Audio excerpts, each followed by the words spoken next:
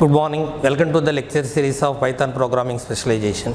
The third module in Python Programming Specialization is Object-Oriented Programming in Python.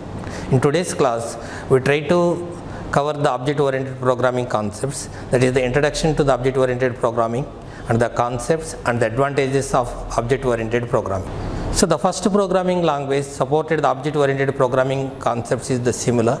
So it simply supports all the object-oriented programming concepts, but it not compulsorily required to implement each and every programming in object-oriented programming. And the next, the programming language which is a complete object-oriented programming language is the Smalltalk.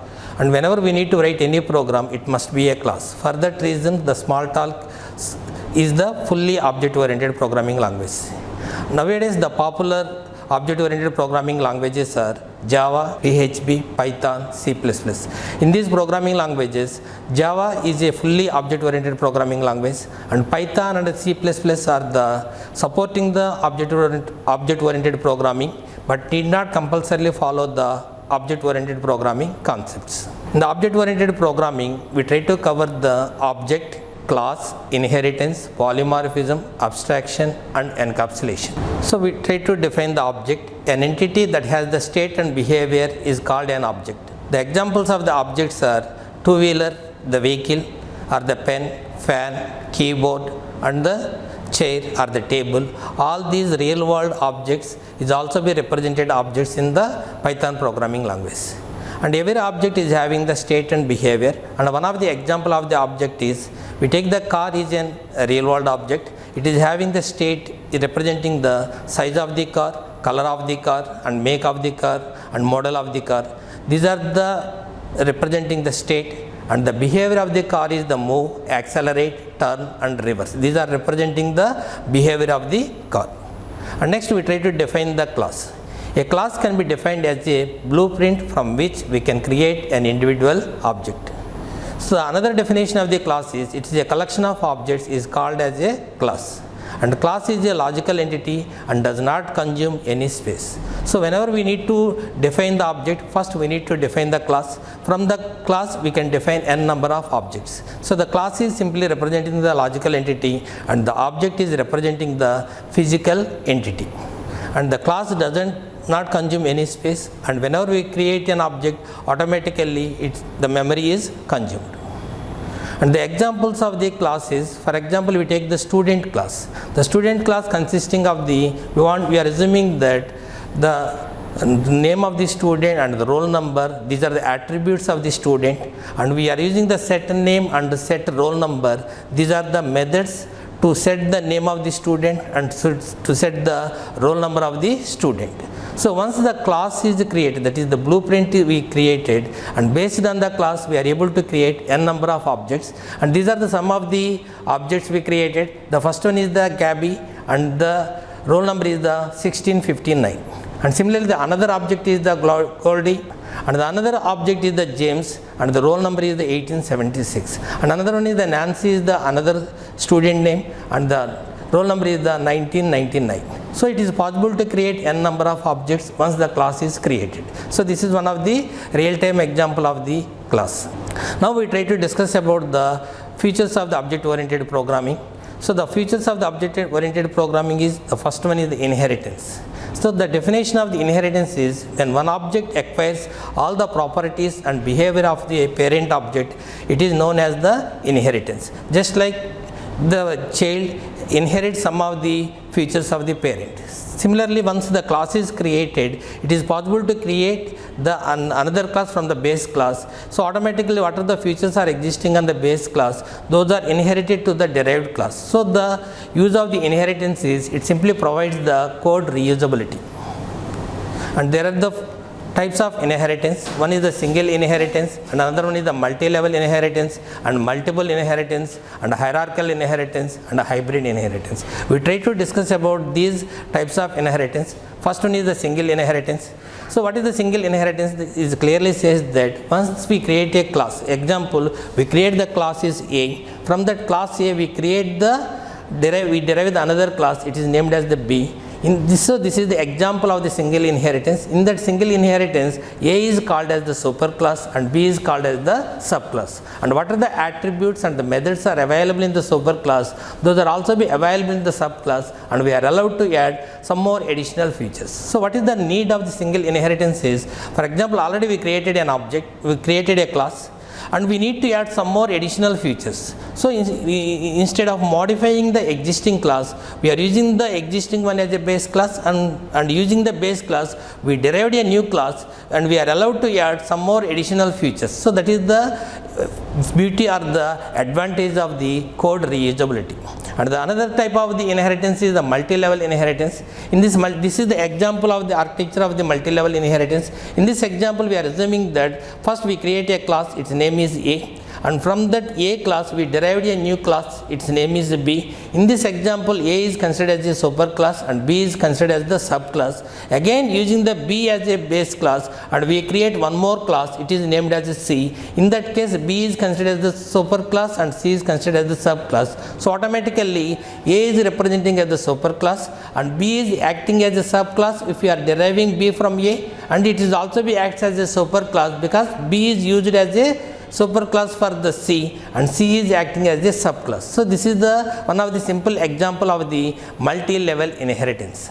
And the another one is the multiple inheritance. The name itself indicates that a class is derived from more than one base class, then it is called as the multiple inheritance. This is one of the example. We are assuming that we created the two classes named as A and B, and we need to obtain the features of both the A and B classes, then we are deriving a new class C based on the A and B classes, then automatically the C is able to acquire the features of A and B. So this is the example of the multiple inheritance. In this example, A and B acts as a superclass and B is acting as a subclass.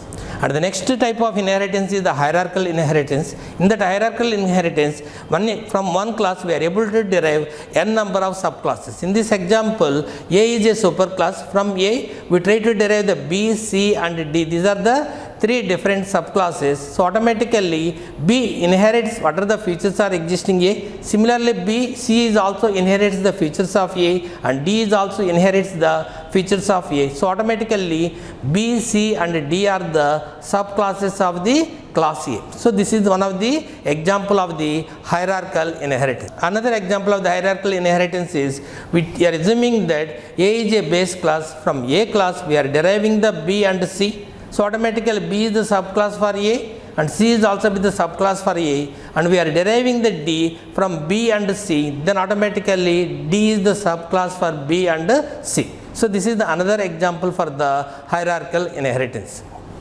So till now we discussed about the inheritance. The need of the inheritance is it simply provides the code reusability. Once we define a class and we want to inherit what are the features are existing on the particular class, then we go for the inheritance, and without modifying the base class we are allowed to define our own class. It is having the existing features of the base class. In addition to that one, the user is allowed to define his additional features to the derived class. And next we try to discuss about the polymorphism. The polymorphism is the another feature of the object oriented programming, and the poly itself is nothing but the many forms. So here we take the same thing, we are able to apply for the work in different ways, then it is called as the polymorphism. For example, whenever we consider about the speak, human speaks one way and similarly the dog speaks another way, similarly the cat speaks another way. So automatically the task is the same, speaks, but the pronunciation is different. Similarly, for example, in real world, in programming point of view, take an example, we want to perform the addition.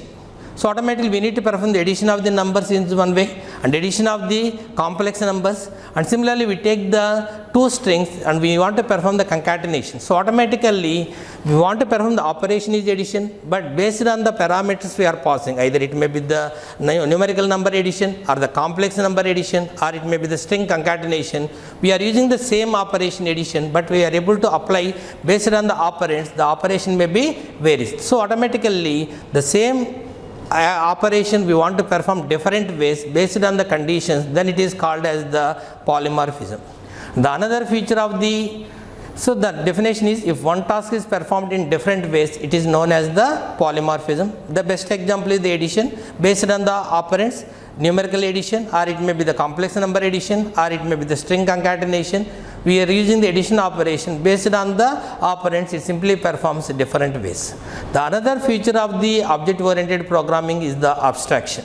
So what is the meaning of the abstraction? It's simply hiding the internal details and showing the functionality is known as abstraction. And one of the real-time example is, we know the car, whenever we press the key, automatically the car will start. But how this functioning is done, we doesn't know. The internal details are hidden to the user, and it only gives, whenever the user performs the operation, it provides the results to the end user, then it is called as the abstraction. So one of the real-time example, this is the car is given. So if the user doesn't know about the internal details, how the car is functioning, the engine is functioning, that is called as the using abstraction. Without abstraction is, for example, the repair, modifying the about the functionality of the engine. So that is nothing but the without abstraction. So this is one of the real-time example of the abstraction. So what is the advantage of the abstraction is, user only gets the result, but he doesn't know how the operation is performed. So that is nothing but the internal details are hidden to the end user.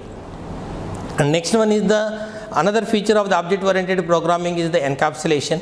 The name itself, the encapsulation, is binding the code and data together into a single unit, are known as encapsulation. That is nothing but we are combining the variables and the methods, that is methods are in a single class. So automatically through these methods only the user is allowed to access these data members. So automatically using the encapsulation, it provides the more security. One of the limitation of the structured programming languages is, the structured programming language is allowed to write the code, but the limitation is it is unable to provide the security to the data. But using the encapsulation in the object oriented programming, it provides the more security. Through the methods only the user is able to access the data. Without the methods he is unable to access. So that is the beauty of the object oriented programming language. It provides the more security once we implement the projects using the object oriented programming. So till now what we discussed about the object oriented programming simply support the inheritance. The advantage of the inheritance is it simply provides the code reusability, and already there is a project, the code is developed, and we want to add some more additional features without modifying the existing one. We are using the inheritance, we are able to add some more additional features. So the existing one is works properly, the enhanced one is also be added some more additional features. So that is the advantage of the inheritance. It simply provides the code reusability. And we discussed about the abstraction. It simply hides the internal details to the user.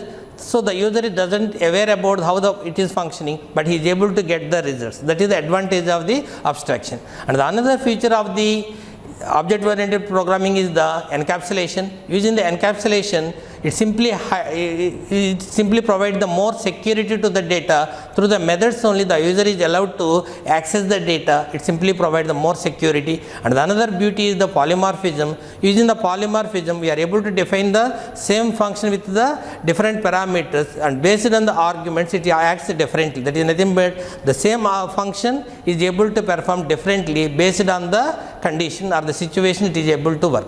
So these are all the features of the object oriented programming. In the next class, how to implement the object oriented programming in Python will be discussed. Thank you.